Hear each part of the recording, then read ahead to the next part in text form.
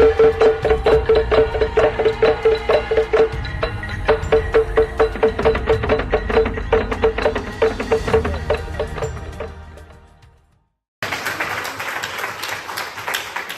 don't know what you do every day because you're working 25 hours a day, 8 days a week on my campaign now, and I cannot, and family, I cannot thank you enough. To Kenyan women in the USA, thank you. I know I was introduced to you years ago. The first time I remember you, we were in the home of a family that had suddenly lost the life of a loved one. And the work you do, not just tonight, but the work you do every day in building community here for people far away from home is really inspiring. Kwitu, of course, Kabaso Foundation, thank you for everything you do and everything you did. Apostle Lucy Ministry, Ray Rachel Kitchen, and of course, Washibu, the DJ, and family. Thank you so much. As these girls articulated, I'm Matt Meyer. Among other things, I think I'm trying to be the first Swahili-speaking governor in the history of the United States. Which is funny, you know, when Washibu started playing the music, thank you. When Washibu started playing the music, it brought me back. In 1992, I was a student in Nairobi, studying at the University of Nairobi, studying under Kibuthe Kibwana, which means we're both old men now. And there was a group called SONU. I don't know what SONU, it was Students Uprising Against President Moi.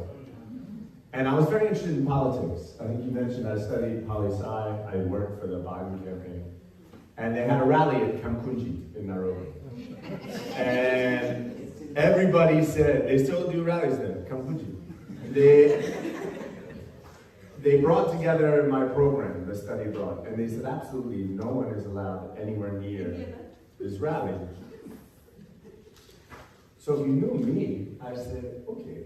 I didn't know anything about this rally, but when they told me I couldn't go, Levi, don't listen to this. When they told me I couldn't go to the rally, I said, I gotta find a way to see this rally, right?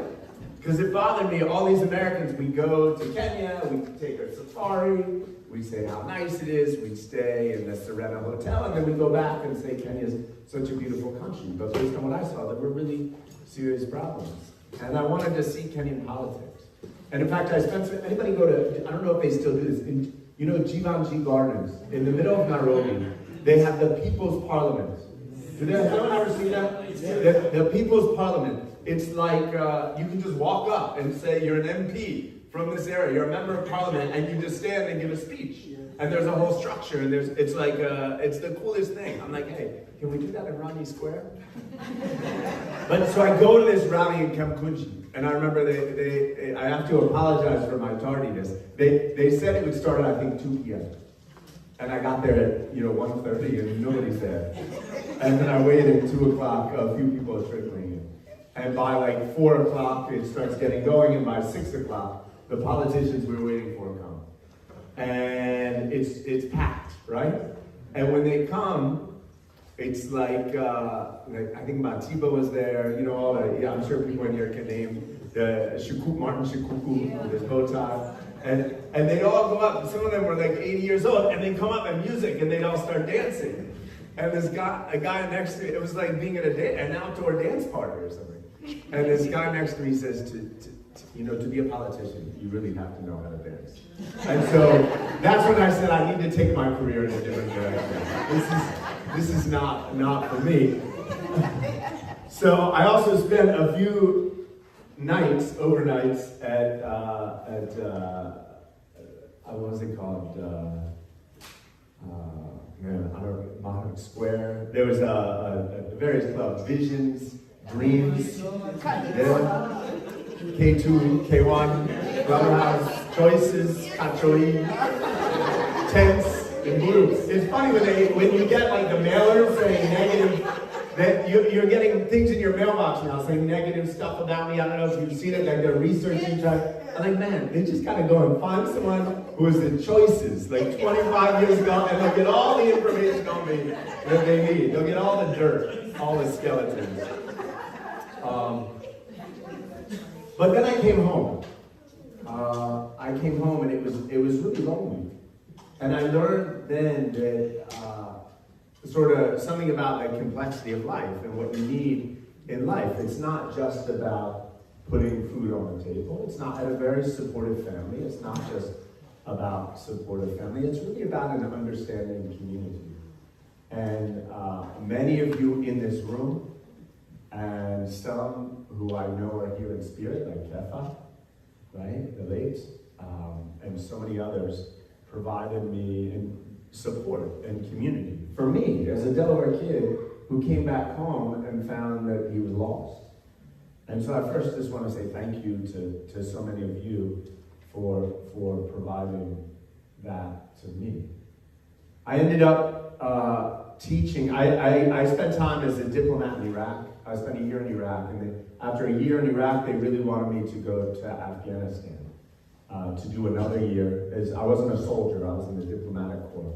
They wanted me to do another year, and I really wanted to come home. I didn't know what I wanted to do. I had a law degree. But I came home and I found my passion not in law, not in politics, not in business, but teaching. And I started teaching 6th and 7th grade math on the east side of Wilmington 10 years ago. And it shocked me, to be honest, as a kid who grew up here, a kid who saw people really struggling. Don't worry, Levi, I'll talk about you in a minute.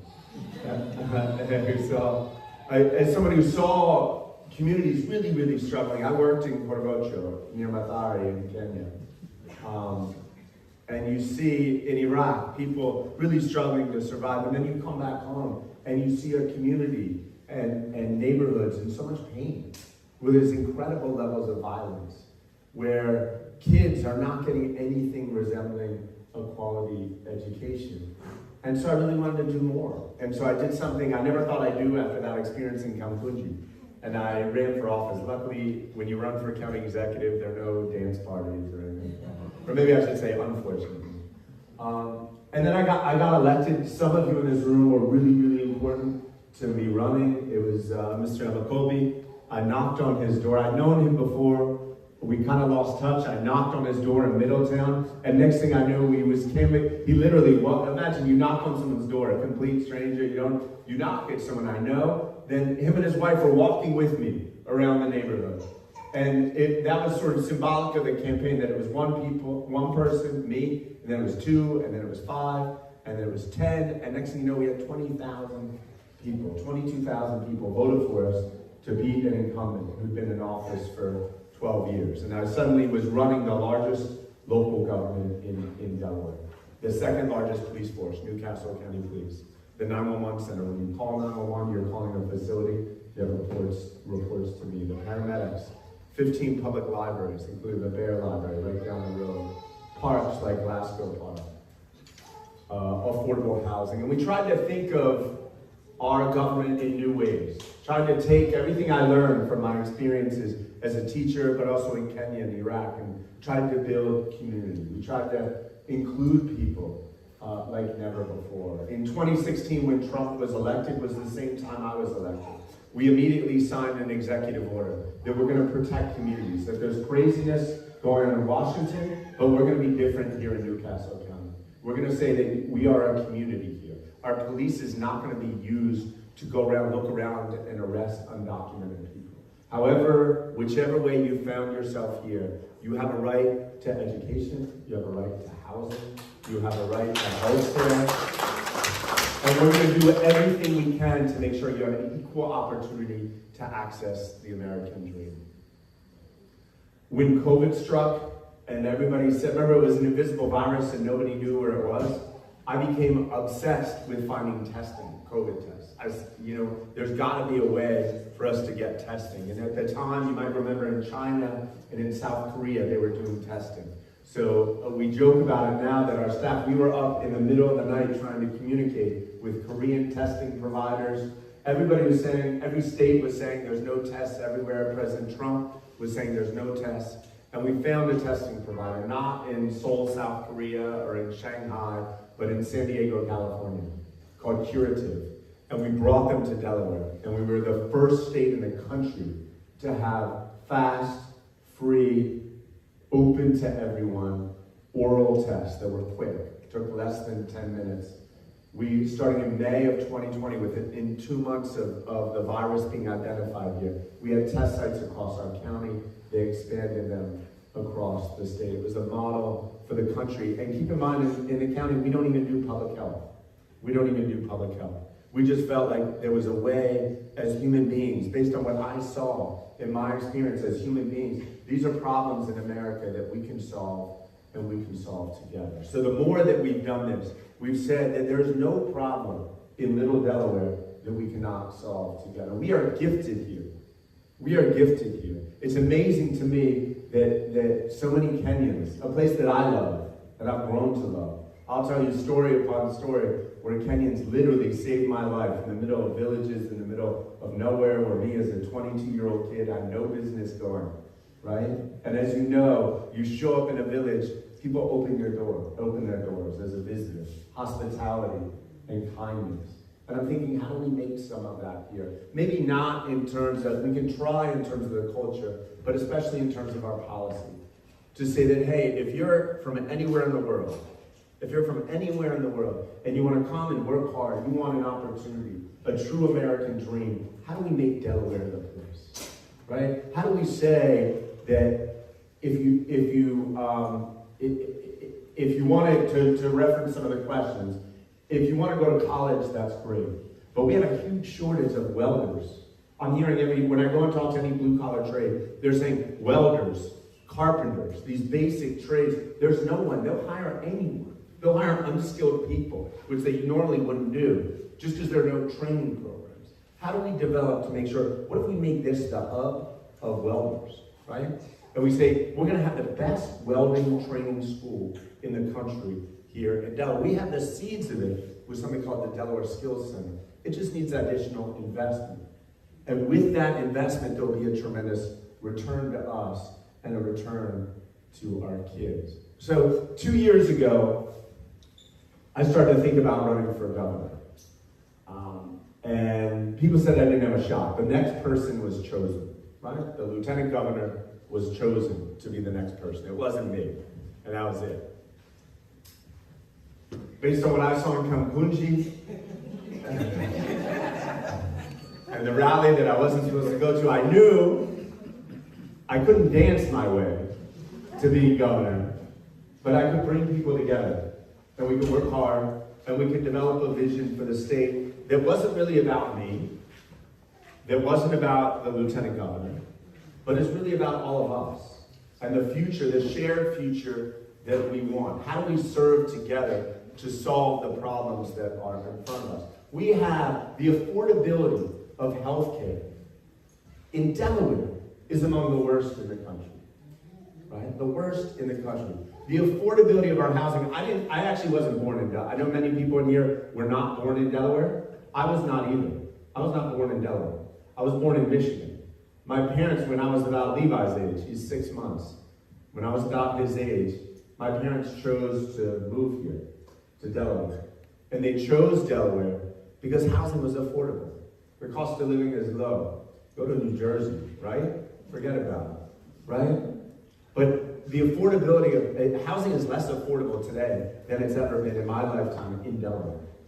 And it's because we don't have leadership to say, how are we solving these problems? The population of Delaware is growing much faster than it's ever grown before. So if we keep doing what we're doing, the problems are going to keep getting worse. And what's happened in the past 2 years is we've gone from behind by 11% in the polls to now in a poll last week saying we're ahead by 14%, right? So my problem has gone from a year ago saying, no, we really have a chance, trust me, we have a chance, we can do this, to saying, don't assume we're going to win. I need you to go to the polls. I need you, whatever the polls say, right? Whatever the polls say is irrelevant if people don't go and vote. Now I say that, but I haven't voted myself. Tomorrow, sa Sabananusu, which in English, I don't know what that means in English, 1:30 tomorrow, Io will give you details. Io, Andrew, Marabella can all give you details in that. Sa Sabananusu at the POW, I want you to come. If you haven't voted, come and vote. You can vote early. If you have already voted, come and support. Maybe find a friend to come and vote with us. Let's all go together to vote, to let our voice be heard. We also have great needs on election day. Most people will be voting on Tuesday, September 10th, which is the last day you can vote. I want you to help us out at the polls. It was amazing to me to be a kid, a Delaware kid, who went across the world to Kenya, who felt like he was just, everybody literally opened their doors to me. I will tell, literally, I took the 58 matatu every day to Buru. I took 58, sometimes I take 36 to Dandora, and it was amazing to me. I wish there was like TikTok then, or Instagram, that I recorded some of those interactions. Because whatever is wrong with the world, when I see terrible things happen in the news, I just think back to, I was a complete stranger. I didn't have much money. I'd sit on a matatu, and people would literally invite me to their homes. They'd say, get off it. I know you're getting off in the next stop. Just come here, say hi to my mom and dad. I want them to meet you, right? If I showed any interest in speaking Swahili, I had to learn Kamba, I had to learn Kisi, and I had to learn it by the time I alighted from the matatu. Right? People they were, and I can't imagine what it's like for Kenyans coming here, knowing that culture. You come here, you get on a dark bus, you get on a dark bus and you start talking to someone, they might call the cops, right? They say, oh man, no, I was right? This is going nuts. So it's humbling to me that in 2016, when I first ran, I think half my volunteers were Kenyans, honestly. I remember going from poll to poll on election day. About half the people spoke Swahili. I found a few that didn't speak Swahili. They were kids of Kenyans, right? And it just means so much to me that all of you guys are coming out for me after your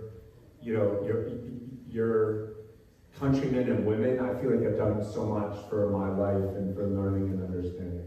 So I want to thank you. We're almost there. The way Delaware elections work is there's a primary. On Tuesday night, we're going to be selecting the Democratic and Republican candidates for governor, lieutenant governor, Congress, senator, state representative, county executive. My job is they're replacing me, as they should.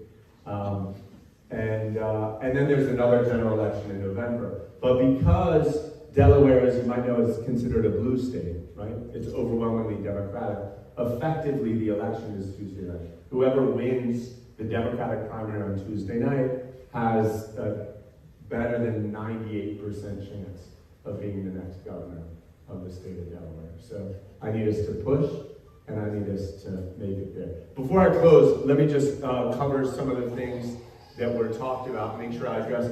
Cabasso asked about the medical school. I should also mention, I think I am the only candidate of any Democratic or Republican candidate who put out a platform. We put out 100-page book saying this is what we're going to do. I feel like in this day and age, elections turn into just mudslinging, where you just end up calling each other names. I learned a lot about that watching Kenyan politics, but it's true in America too. And for me to do this, based on my experience, mostly as a 6th and 7th grade teacher, I have to know, what am I about? I can't just say, hey, vote for Matt. Say, these are the things we're gonna do. So about 8 months ago, we started traveling across the state, speaking to teachers, speaking to parents. And we put together about a 60-page education plan We decided it was too long, nobody was going to read it, so we cut it down to about 22 pages. We've also written policies on housing, on healthcare, on climate change, on addressing issues specifically to Sussex and Kent County, on transportation, which I know there was a question about transportation, and on economic development. So if you go to mattmeyer.org and you click on the word vision up in the upper left, you'll be able to read the whole book. It's a 100-page book. We laid it out in a way so you should quickly be able to look at it in 5 minutes and get the major points, but I encourage you to do that. Nearly all of the questions you asked will be answered already in that book. Some of you may know my wife is an emergency room physician. She's an emergency room doctor.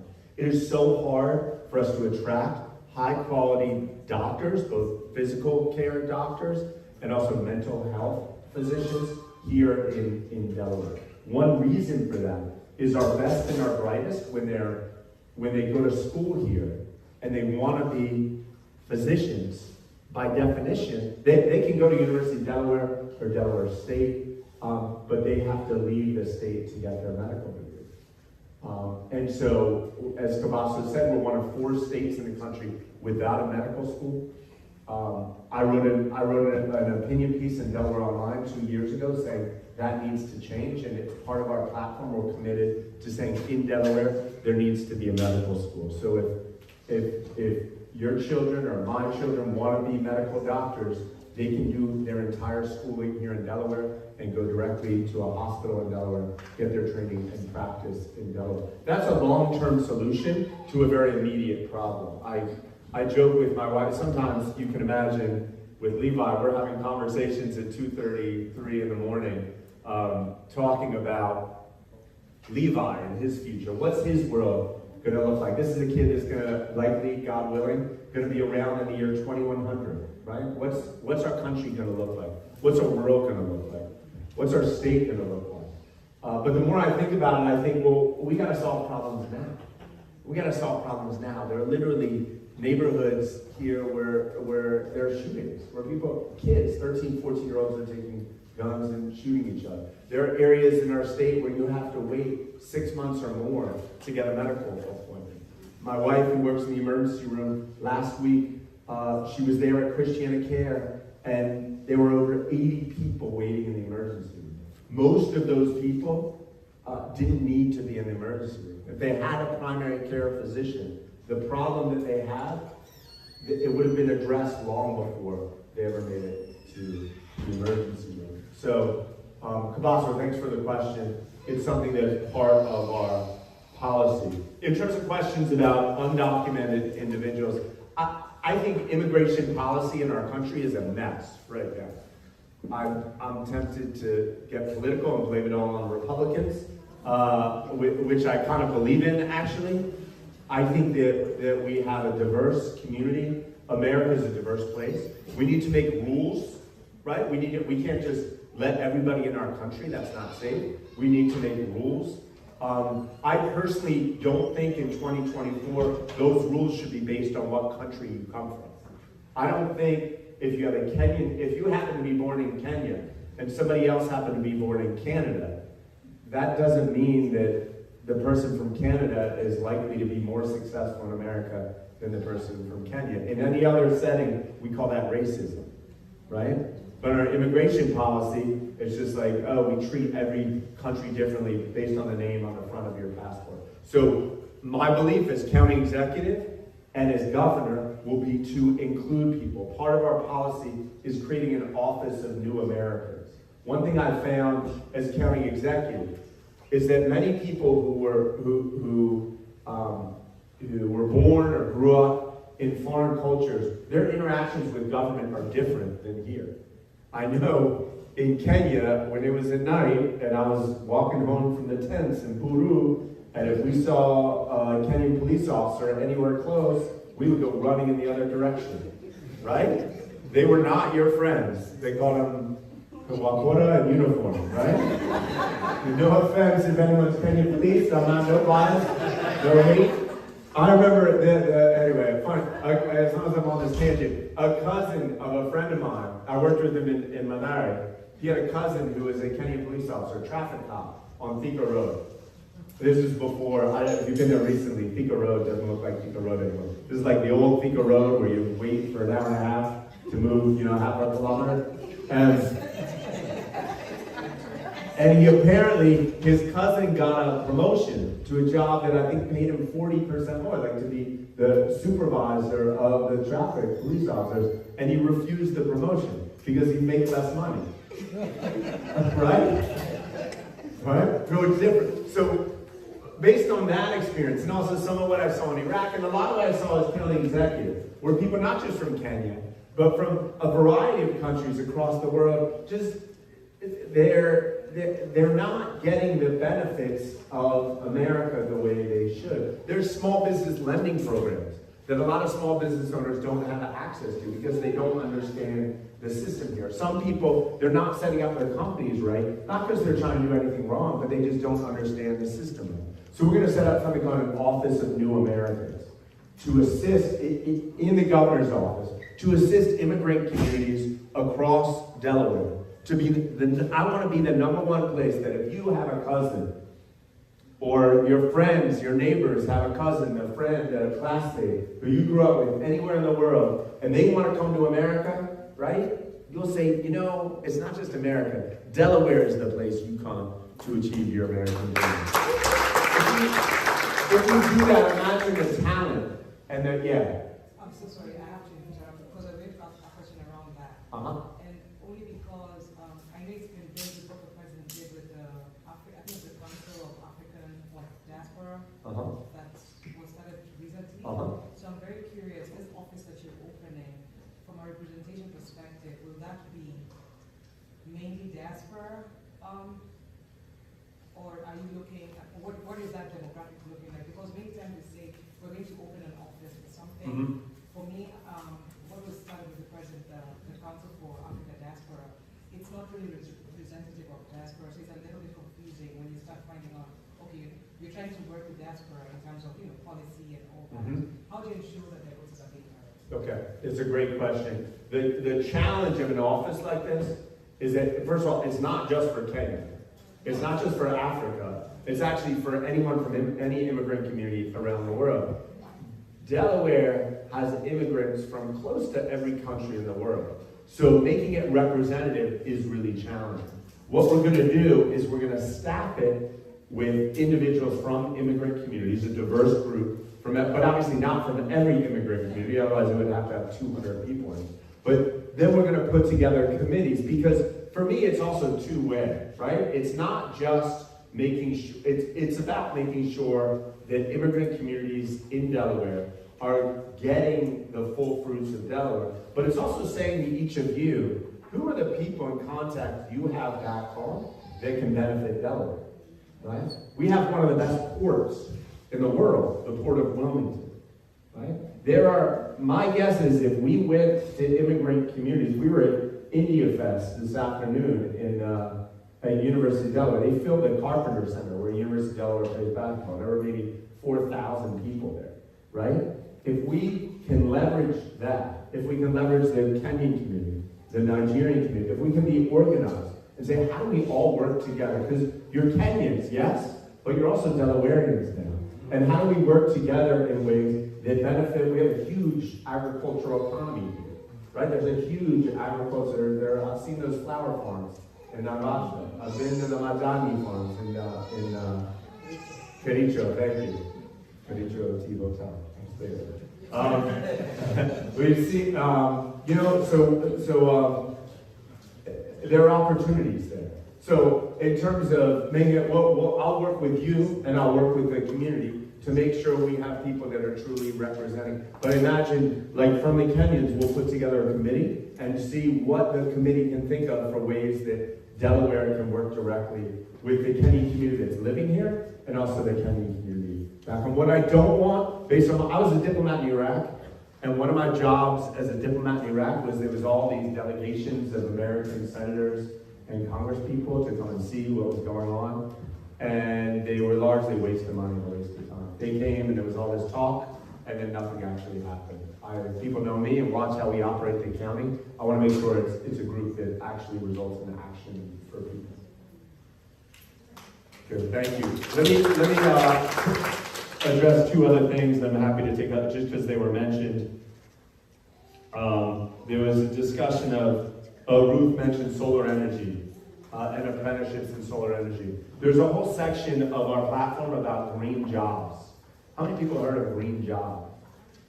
Green jobs. So in the 1940s, there was a guy named Bill Hewlett, and he had a buddy, I forget his first name, something Packard. They got together in a garage and they started tinkering around. And based on their tinkering in a garage, they created a company called Hewlett Packard in Northern California. And that company ultimately made computer chips. And that is what kicked off something called Silicon Valley.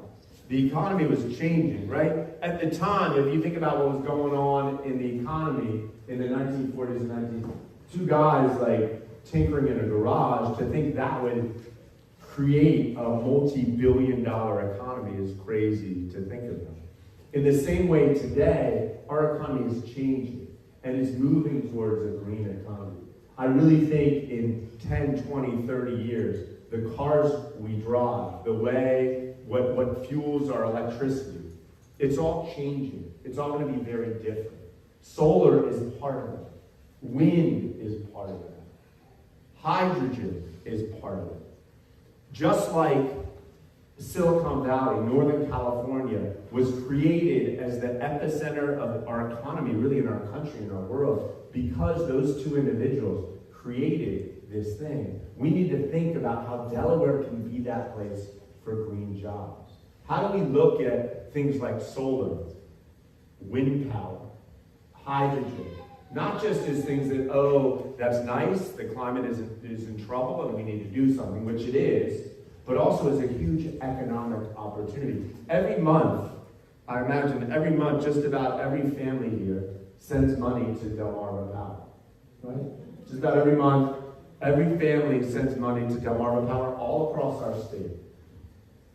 A sizable amount of what you send to Delmarva Power goes to someone generating the power. Almost all of those people generating the power are outside the state of Delaware.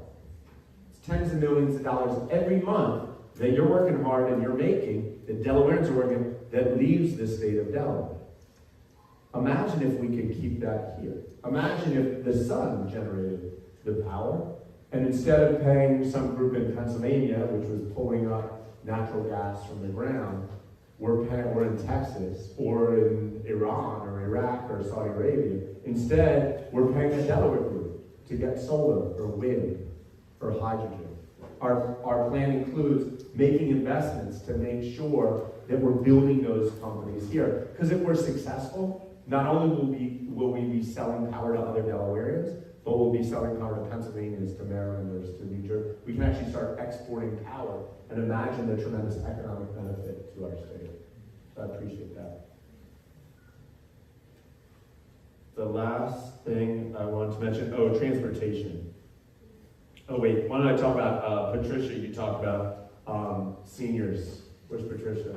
Oh yeah, you talked about seniors and landscaping. First of all, thank you for your work and thank you for bringing this up. We, in the county, in Newcastle County, we have a program we started called Healthy Homes, where there are many people that have lead in their home. It's a ridiculous problem for me to think in 2024, there are families that have lead paint, lead pipes, that is a serious threat, particularly to children. And so we got $6 million of federal money, and we're going through home by home and remediating homes, mostly in the city of Wilmington, but also across the county. If you know anyone that thinks they're living in an unhealthy home, please let us know. What's happened is we found when we send people in to address lead, we're finding there are other unsafe conditions. So we got additional grant money to address those other conditions. One of the things we started to see was that seniors especially have a lot of tree problems. They're like trees falling, and it's a problem with my parents as well, my elderly parents. They can't, they can't go out and just cut down a tree. Sometimes, they may not, a lot of families don't have money to pay to take down trees. So we started a program where we send out, as an extension of our Healthy Homes program, we do trees. I'm happy to, you can get my contact information from AO, who will, I'm happy to look at landscaping and other things if there are grass issues, because we got to make sure that we're taking care of the most vulnerable. Transportation, tomorrow, a little secret, tomorrow when I go to vote, and I might be the first gubernatorial, the first candidate for governor in the history of Delaware who does this. I imagine most of you, when you go to vote, you get in your car and you drive. I'm going to be biking to vote. And I believe, I just think that we need to start thinking about transportation broadly. If we want to thrive as a community long term, we can't be so car reliant. Our Department of Transportation, it's not the Department of Cars, it's the Department of Transportation. DART and the Delaware DTC, Delaware Transit Company, I think the people there are working very hard to make sure DART provides service in various places. But to me, DART is not doing everything it should be doing. How many of you know what the Hope Center is? We bought a hotel, one of the largest hotels in Delaware, 3.5 years ago, and turned it into an emergency housing facility, the largest homeless shelter in the state's history. One thing that's amazing, the shelter is not where many homeless people are. And so we knew from day one that getting people to and from the shelter would be very hard. But that's no problem. DART, that's why it exists. It took us 3 years to get a DART stop at the Hope Center. And I'm the government, right? I'm not just some average Joe. It took us 3 years. So I can't imagine the challenges that regular people have when they say, wait a second, here's a community center, DART needs to be served. We're going to rethink DART. A lot of the most forward-thinking transit agencies today in America aren't thinking so much about bus routes as much as they're thinking about how do we develop an Uber public transportation system, which means that you should be able to call on the phone or with an app, or for seniors, find some way to have scheduled group pickups, like an Uber group, where you have a vehicle just come to their door. We need transit that truly addresses the needs of seniors, and transit that addresses that looks at it from a customer's point of view, not just making a schedule. Also in our plan, if you look at our plan, it includes trains. We need train service the length of the state. There actually are train tracks there, but no one stood up and said, we're going to make this a priority. So we're going to look at transit in terms of trains, buses, bicycles, in addition to cars. So I appreciate the question. And with that, I'm gonna stick around for a bit. I'll take your question when I'm done. Thank you. I really appreciate you guys coming out. This is our time on Tuesday for us to celebrate our democracy. People in this room know as much as anyone that not everyone in the country, not everyone in the world has this opportunity to express their view. I've said every day as county executive, I'm not the boss of the county, you're the boss of the county, and I'm eager to have an opportunity to stand up here and say, I'm not the boss of the state, you're the boss of the state, but I need your help to get there. Thank you very much.